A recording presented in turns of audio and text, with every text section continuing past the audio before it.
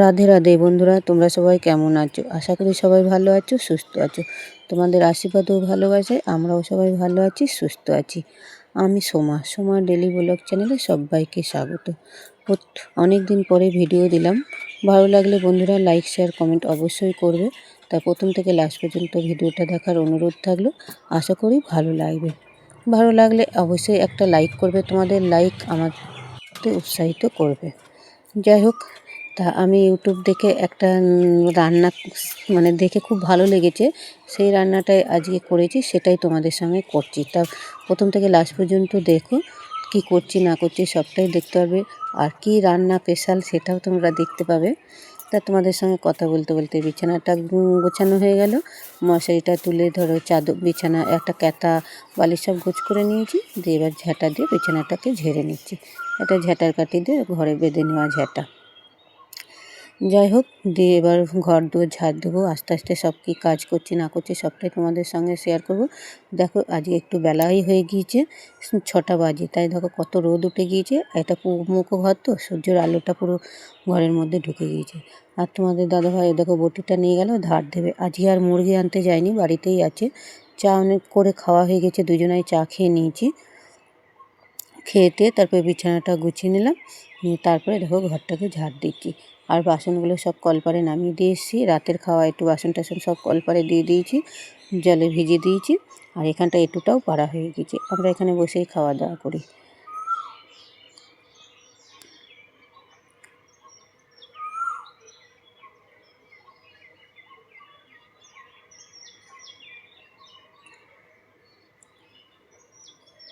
বস্তাটা ঝেড়ে আবার পাতিয়ে দিলাম। দিয়ে এবার একটু বাইরেটা ঝাড় দিয়ে নেবো। এখন উঠোন ঝাড় দেওয়া হয়নি, ঘরের কাজগুলো সেরে নিয়ে তারপরে উঠোনটা ঝাড় দেবো। তাই এরই মধ্যে আবার গিয়েছিলাম ছেলের ঘরে। ছেলের ঘরটাও ঝাড় দিয়ে ঘর মুছে, সেটা তোমাদেরকে শেয়ার করা হলো না। ঘর ঝাড় দিয়ে ঘর মুছে চলে এসেছি। দিয়ে দেখো উঠোনটা ঝাড় দিয়ে নিচ্ছি। উঠোনে প্রচুর পাতা পড়ে। এখন তো জানোই চৈত্র মাস, এখন প্রচুর পাতা পড়ে। একটু হাওয়া দিলে আমাদের বাড়িতে অনেক গাছ আছে জানো তো।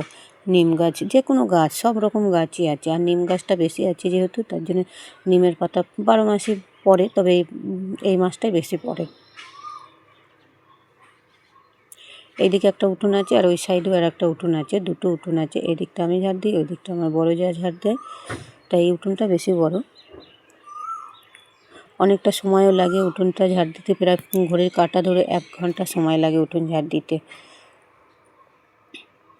যাই হোক, উঠোনটা ঝাড় দিয়ে দেখো কলপারে যে বাসনগুলো ভিজানো ছিল সে কটা মেজে নিচ্ছি। এবার কাপগুলো মাজি, বললাম না চা করে খাওয়া হয়ে গেছে।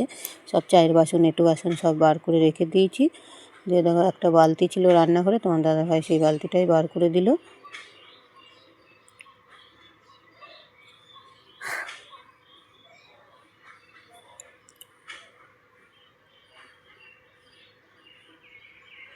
বাসন কটা মেজে ধুয়ে তারপরে স্নান করব। স্নান করে ঠাকুর পুজো দেবো, তারপরে রান্না চাপাবো।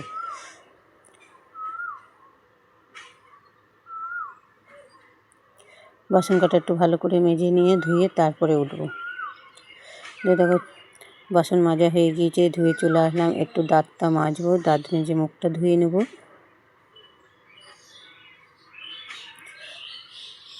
দিয়ে একবারে স্নান করে চলে এলাম ঠাকুর ঘরে। ঠাকুর পুজো হয়ে গেল। পুচকেটা করছিল রান্না, আমার ঠাকুর ঘরে পুজো করছিলাম তখন বদমাইশ করছিল। যাই হোক, দিয়ে দেখো চলে আসলাম রান্নাঘরে। আজকে কী রান্না করব দেখে নাও। পাট শাক নিয়ে এসে পাট শাক করবো। আর এই ডাঁটাগুলো নিয়ে এসে ডাঁটার তরকারি করব। আর এই যে মসুরির ডাল ভিজিয়েছি, আজকে তোমাদের বললাম না স্পেশাল একটা রান্না করব। সেই রান্নাটা হলো এই দেখো, ওই মসুরির ডাল কটা ভিজিয়ে রেখেছি অনেকক্ষণ, ফার্স্ট সকালে ভিজিয়ে দিয়েছিলাম, ভিজে গেছে।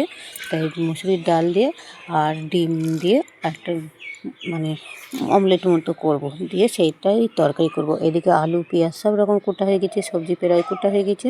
তা কী দিয়ে কী করছি দেখো। তা ডালটা পেস্ট করে নিয়ে চলে এসেছি, একদম মিহি পেস্ট করে নিয়েছি। দেখেই বুঝতে পারছো তোমরা ডালটা।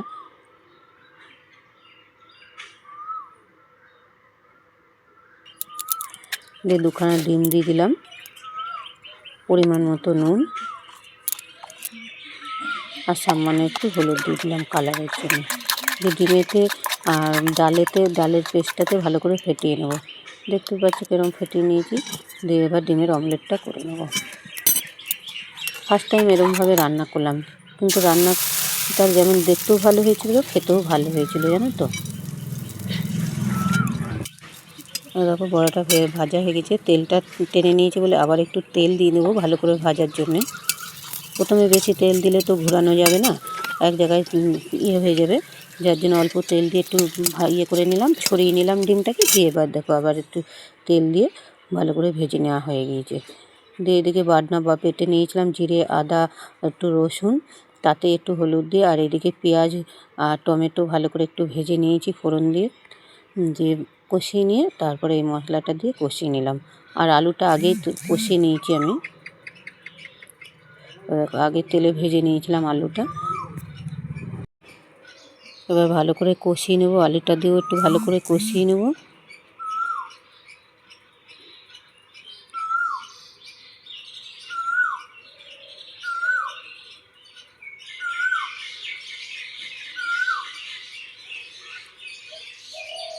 অনেকক্ষণ ধরে একটু কষিয়ে নিয়েছি, কষিয়ে নেওয়া হয়ে গেছে। এবার জল দিয়ে দিলাম, এবার পরিমাণ মতো নুন দেবো।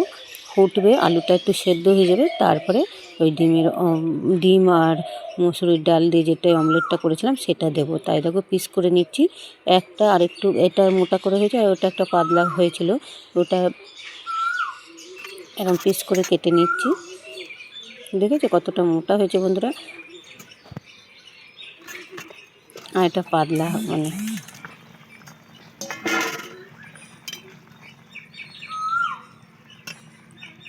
দেখো আলুটা সেদ্ধ হয়ে গেছে, ফুটছে। এবার আর একটু ডিমের অমলেটটা দিয়ে আর একটু ফুটিয়ে নেব, দিয়ে গরম মশলা দিয়ে নামিয়ে নেব। এরকম প্রায় হয়ে গেছে, গরম মশলা দিয়েছি, এটা স্কিপ করে গিয়েছি, তোমাদেরকে আর দেখানো হয়নি।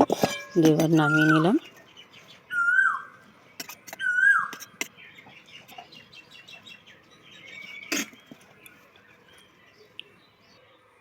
একবারে চলে আসলাম খাওয়া দাওয়ার ইয়েতে। দেখো পাট শাক, ঝোল শাক করেছি, পাটের শাক, আর ডাঁটা দিয়ে তরকারি করেছিলাম আলু দিয়ে, আর এই ডিমের তরকারি করেছি, ডিম আর দিয়ে।